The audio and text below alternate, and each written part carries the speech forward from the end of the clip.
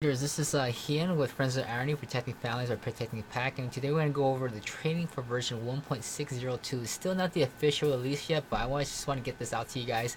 It's you know, fixed a lot of the small issues that been slowing things down. But let's go ahead and show you what needs to be done. Okay, now I've created this GUI, but it doesn't dynamically update. I've contacted the developer who kind of create this GUI interface deal, and it'll look better in the future. But for now, you need to make sure a few things. Okay, when you load the settings, it'll actually push the variables into everything. Okay, but now sometimes like it might say MA or whatever, but it might actually not push the variables. Which what you want to do is just kind of test it and load it again. If it changes, that means it's in the variables. Same thing for anything that's drop down variables. You need to make sure that you load it. If it doesn't change, then maybe that's not what's in storage. So right now I have fixed steps. Make sure this is looking good too. 2 weeks, all right. And if I switch it over here, they switch the trades. So that's all good. Everything is there. And even with this too, anything drop down. Let me switch over to Chrome. So I know all the settings is already saved in there. And when whatever popped up is the current settings here. Okay. So we have fixed number of steps and everything's good to go. So now I'm gonna go ahead and just kind of launch the Firefox browser. Now, if you do any changes, make sure you do hit the save button. So you want to be able to save and reload it back. If you can't load it back, that means that the auto tuner doesn't know what's going on, what's in the system. Okay. So as of right now, Firefox works. I don't know if the developer has pushed a new thing to make it work on Chrome. If it doesn't, then use Firefox for now. But you could just test it. There's nothing I can do. It's out of my hands. It's a plugin that was created by a developer to be able to launch Chrome browsers and Firefox browsers. Um, so let me go ahead and log in. Pretty soon later on, I'll be able to store the session, and you probably just have to log in once, and it'll save the cookie. And then after that, we can get into other realms where it'll then be able to log in without having to sign in anymore because it has a cookie session, but also do get and post requests. So then we can send a request and maybe work a little faster in the future without actually having to use the browser. So that's something for later on. Let me go ahead and log in with my two-factor here. Let me just move this to the side and grab that. Okay. Alright, so once you're logged in, then we can do it. Now, for the installation, just remember when you're installing, delete the ubot folder. Run ubot. Make sure that there's a download dialog that downloads support files for ubot studio.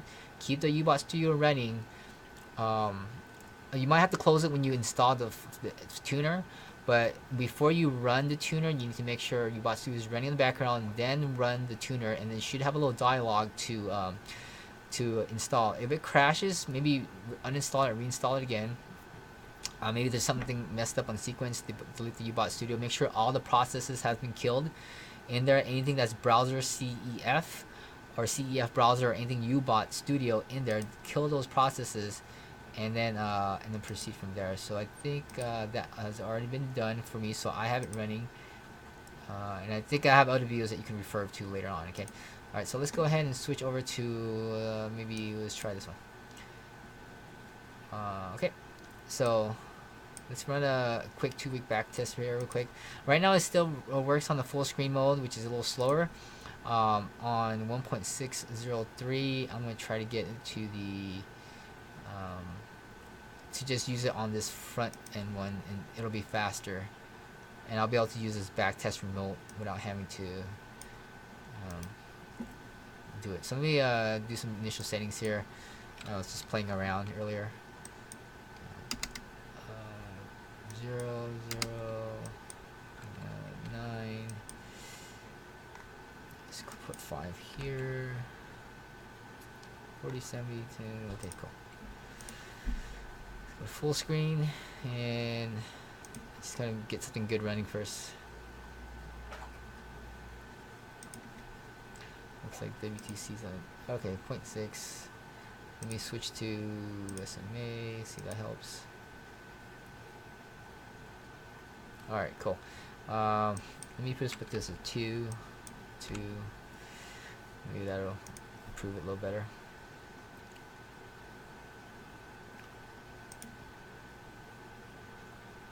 All right, doesn't do anything. 5.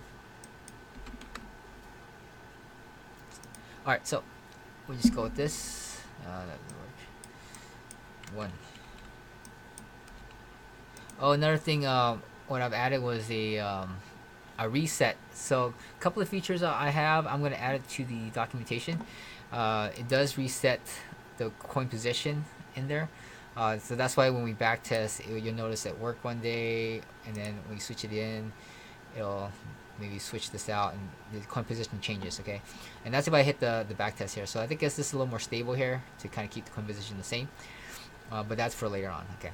All right. So I'm gonna go ahead and now run the tuner. So let's go ahead and get the tuner out. There it is.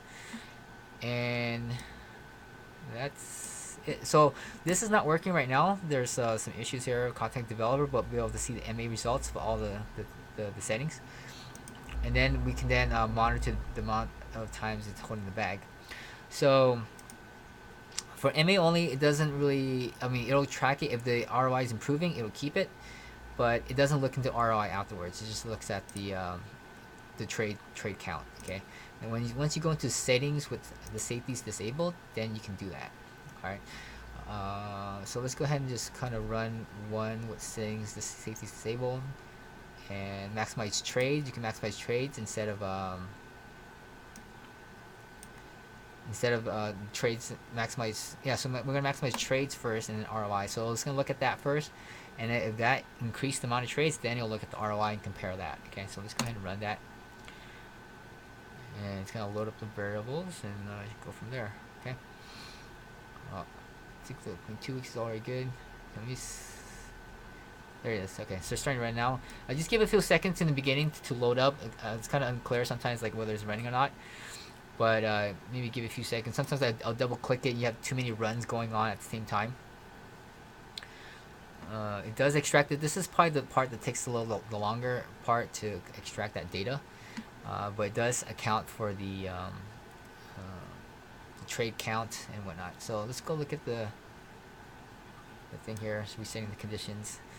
We're gonna do our initial run, and that's pretty much it. So you can just let it run. It's gonna kind of make sure that it's gonna maximize the trades, and go from there. Okay. I have a 2-second delay here just so that it loads up everything before it runs. I might bring it down to 1 second later on, but that's probably the only thing that's slow here. It's just the trade count. Now I may have a little thing to disable that if you don't care about maximizing trades. So that if it's not maximizing trades, it won't open up the max trade count. Okay. Okay, so 1.603, I'm working on Cosmos settings to kind of do initial guess, because sometimes we don't do a good initial guess, and it doesn't work, right? So you have to kind of like play with it. You have to actually know, be experienced with it. But with the initial guess section, will be a different tab. You can just run it like brand new, just run it, and it'll, in a sense, guess it for you. And then once it finds a good initial guess, then it'll start to tune it from that point on. So that way, when I run lots of bots, I can then auto tune a lot of them very quickly. Okay.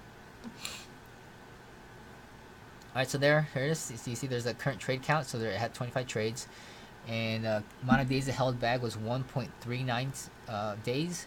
So there's a little. It's kind of tiny. I might have to have my graphic designer guy improve on this later on, but it held the bag for 1 day. And then it's going to check to see both sides continually. Alright, so right now it's running an MA actually, so it looks like it's just going to sweep through the different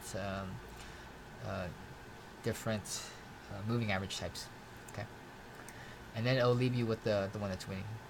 But oh shoot, I think I need to maybe do something here because it keeps loading my settings. So well, this was my default setting, right? And what I did was I changed it to settings only, but safety's disabled, but I forgot to save it. So what happens when it clears the memory, it resets it again. So you need to make sure that you save it with that setting, otherwise it switches back to MA. It's kind of a little clunky right now, so I don't like it either. It should be dynamically updating, but you need to make sure that once you load and you check it, and these are your final settings, hit a save button, and then start the settings. Okay, so that's important. Make sure you set the settings, otherwise it gets reset to MA again, and it jacks things up. So now I'm in a different MA that I'm not supposed to be in, and the tuner is all is tuning on an MA that's not working right now.